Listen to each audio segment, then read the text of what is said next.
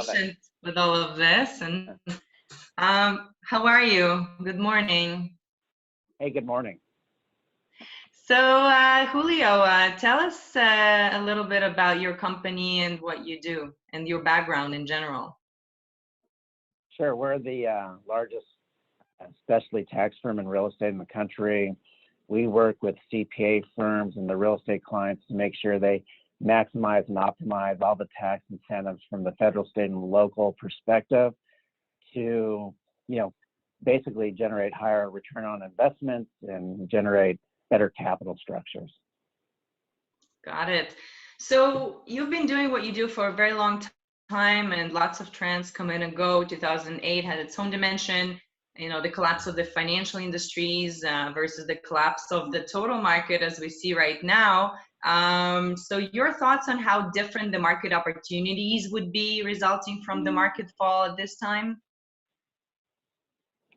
Yeah, I think this one will bounce back quicker. I think this is kind of a pause. I think, in these situations, we have winners, we have losers, and, but fortunately, we have a tremendous bailout package that I think can help us get through this from a market, and hopefully, this is just a pause in time, but obviously, we'll have some losers that just don't come back, but from that, we'll have winners, and we'll just adjust, and I think we'll get back on course.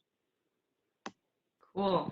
So talk a little bit about the opportunity zones. I've seen some of your work in the area, because I think that this might be more important than ever. Tell us what is in the works and how maybe developers and investors can be using these regulations.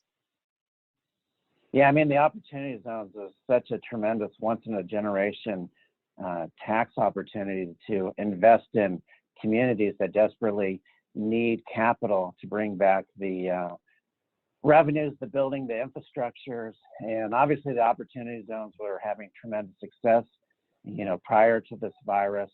It really generates from capital gains, and so, it'll have to reset. It'll be on pause for a little bit of period, but obviously it's a tremendous program from a tax standpoint to once in a lifetime get rid of gains and ultimately not have gains on assets that you invest in. So I think you'll see that come back as people start seeing gains from the market towards the third and fourth quarter. Right. So, and in general, what is the government doing right now to incentivize investment in the real estate sector, or generally? I understand that they may want to hit pause and maybe kind of wait it out to not over incentivize, the time of the pandemic. So what is really the give and take here?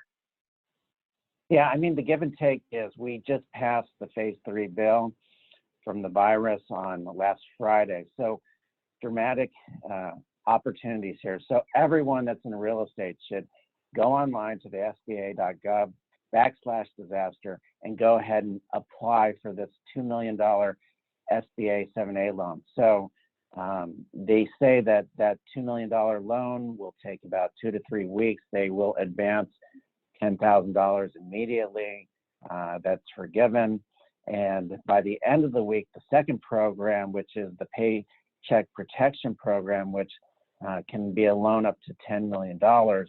That loan is for wages, rent, utilities, and mortgages.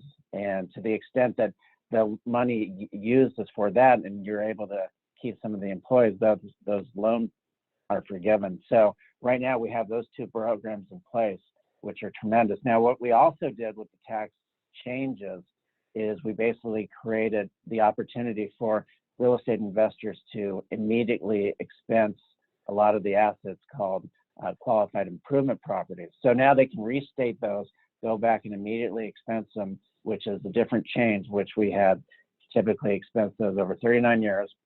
Now, that should create losses. And now what we've opened it up to is now that any losses created through 2019, we can go back now and amend prior year tax returns and get refunds. So look, we can use this new tax law to go back, amend the 2019 corporate tax return, generate the losses where we've changed the tax rules, go back, quickly amend the previous tax returns, get those refunds. That'll help with the capital. in the same time, you know, apply for the loans, go in, apply now, get in line, and make sure you're getting that $2 million. And when the paycheck protection program comes in place, that loan application will go in for that as well.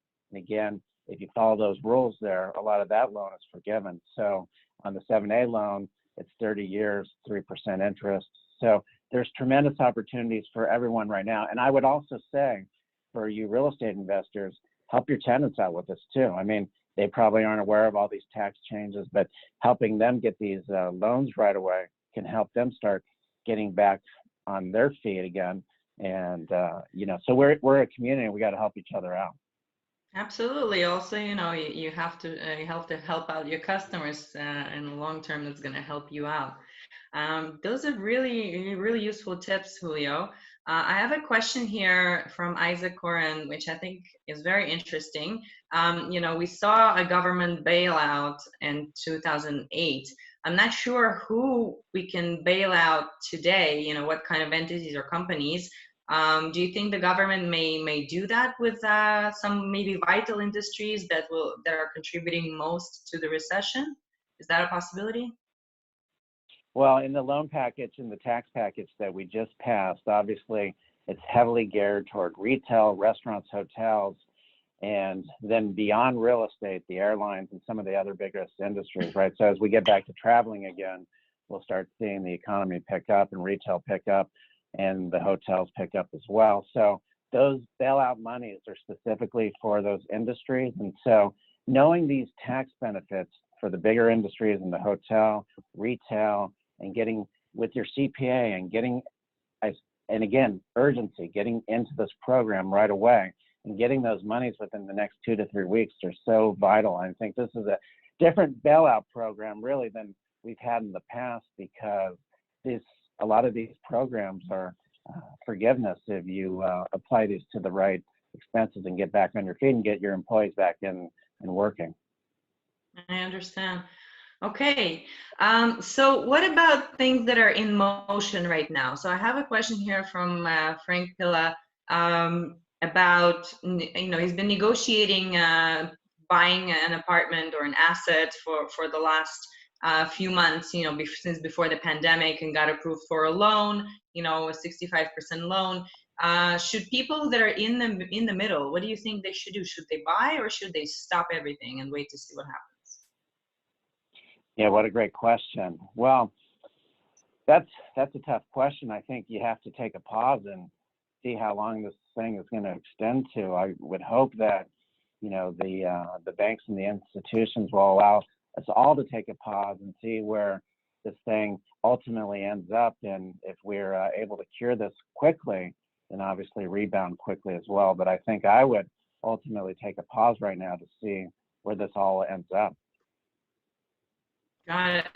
So I have a question submitted before the call from Fred Ash from Commercial Realty Company. As a landlord representative and manager of several retail centers, I received letters from major retail tenants like Subway Corporate requesting 90 days abatement on rent due to virus crisis. I understand that a lot of people are using this letter, because I've seen this also from some of our clients that basically have extended their commitment to buy assets, you know, ask for the same thing, right? So they cannot get any relief from mortgage companies. My question is, why would these large corporate tenants not seek federal assistance loans and that are now passed to utilize and pay rent instead of passing the buck onto the smaller landlords? It might be more difficult to obtain such a loan. Yeah, I think there's probably little awareness. I think they should get right on to these loans. I think they should get those applications in right away. And us as landlords, I think we got to think about this as, you know, restructuring their leases. So, you know, basically giving some forgiveness there, making sure that we're working with our financial institutions on our debts and making sure that we have a plan with our tenants where, you know, maybe we forgive 3 months, but we add it back to a new lease. So I would redo the leases. I would put those monies into the future, extend the leases, and hopefully, and work with them again to be aware of these programs, but definitely get them online to get this done right away. Right. Well, I can share what happened with WeWork, because SolidBlock was a tenant at WeWork. WeWork came to us and said that we can have 1 month free of rent next month, and then decide what happens. And I think that was really smart on their part, because I can imagine a mass exodus for anybody who can sever their lease in the middle, which is the case with WeWork. So I have a question about, just in general, your other hats. You know, you have a family office and are working with many family offices. What's the word in the streets regarding the types of properties that they will be seeking? Is the distressed category the clear winner, or you know, what do you think? I think your speakers, had some good thoughts. I mean, obviously, maybe this is the retail apocalypse, and maybe it's the fatal blow to that industry. But as some of your speakers talked about, maybe these repurposed buildings that the REITs that have good balance sheets and are pretty strong come in and repurpose for industrial, distribution and things of that nature. And I think the information that was shared previously, that people are taking some money right now and going into the REITs that are very strong and have strong balance sheets, and obviously are at the lowest end of their stock prices with the ability to bounce back the quickest. I see the markets and the family offices trending that way right now. Got it. So how about property owners and developers? We talked about, what they should do in terms of starting projects, but do they have any tools to protect themselves from a potential drop in their property's value, and what should their strategies be right now? Yeah, again, I think we really have to be collaborative with our banks and with our tenants. I think we have to talk to our banks about, having some type of relief for a few months period. We have to go in immediately to these programs, the tax credits that have been established last Friday, the loan programs that have been established. And then, like you said, with WeWorks, right, they're going to give 1 month free rent. But maybe we go to our tenants and say, listen, we'll take 3 months off, but then we'll redo the lease and add it back to the end and, work it out. I think it all has to be collaboration, and I think we can get through this. I think it's just a, short pause in time. That's a very interesting idea. I want to kind of maybe pitch it to different offices to take 3 months, off, and then add it to the next lease. I think that's a great idea, Julio. Let me see if I had another question here from somebody about mortgage payments. So what's going to happen to banks at the end of the day? There's not going to be any liquidity for them, from these payments from all the companies that have been hit. What do you think is going to happen? Yeah, I mean, there's no doubt that they're going to be hit by this, but fortunately, we're going into a period where they had strong balance sheets coming into this, and I think that they'll have some relief as well from the government. So ultimately, I think if this pause is just a few months, I think the banks will be able to get through it okay. And clearly, I think working with the government is going to be helpful, because if we get these loan monies that are, basically given to the businesses, I think we can get back on track with the banks as well. I mean, that's what the money's for. And if we pay it, and we use it for the mortgages, that is forgiven, right? So we don't have to pay that part of the loan back. So that's tremendous. Yeah, absolutely. Well, I think that this has been extremely helpful. We're going to try to transcribe this this webinar and maybe put it out in a blog form, because I think everybody should have this information. And thank you so much, Julio, for joining and for being so helpful and patient. So I have a lot of questions here, guys.